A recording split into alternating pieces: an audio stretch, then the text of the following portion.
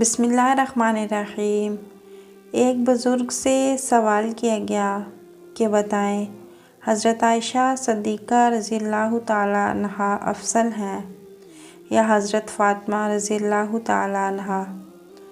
تو ان بزرگ نے جواب دیا کہ اگر بیٹی کی حیثیت سے پوچھتے ہو تو حضرت عائشہ حضرت ابوبکر صدیق رضی اللہ تعالیٰ عنہ کی بیٹی ہیں، اور حضرت فاطمہ نبی کریم صلی اللہ علیہ وسلم کی بیٹی ہیں، اور بے شک نبی کریم صلی اللہ علیہ وسلم کی بیٹی ابوبکر کی بیٹی سے افضل ہے۔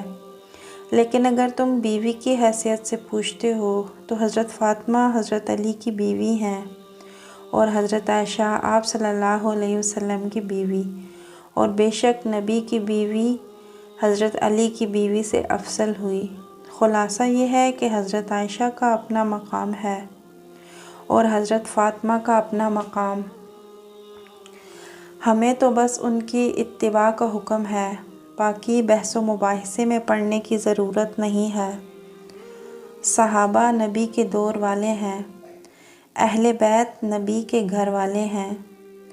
جس نے صحابہ سے بغض رکھا اس نے نبی کے در سے بغض رکھا، اور جس شخص نے اہل بیت سے بغض رکھا اس نے نبی کے گھر سے بغض رکھا۔